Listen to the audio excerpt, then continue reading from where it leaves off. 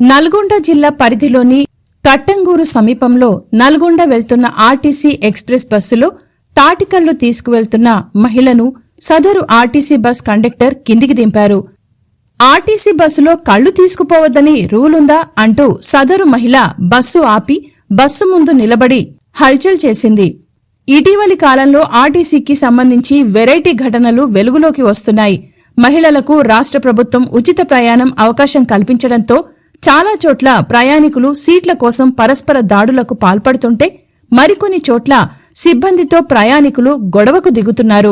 ఈ క్రమంలో బస్సులోకి కళ్లు తీసుకురావద్దని డ్రైవర్ అడ్డు చెప్పారని ఓ మహిళా ప్రయాణికురాలు ఏకంగా ఆ బస్సుకు అడ్డుగా నిలబడి నిరసన తెలిపింది.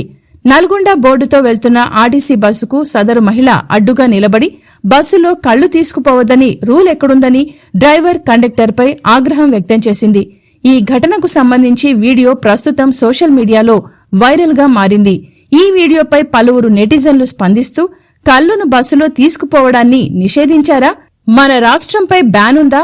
ఈ విషయంలో ఆర్టీసీ యాజమాన్యం స్పందించాలని కొంతమంది కామెంట్స్ చేస్తుండగా మరికొందరు నెటిజన్లు ఆర్టీసీలో కళ్లు ఎలా తీసుకువెళ్లనిస్తారని ప్రశ్నిస్తున్నారు.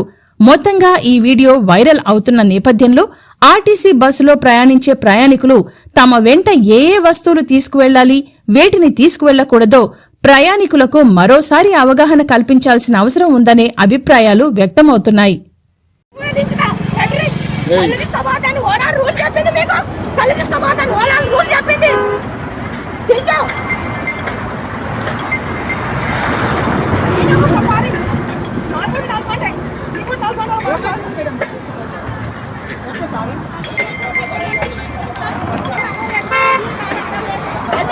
బస్సులో కళ్ళు తీసుకోపోవాలట.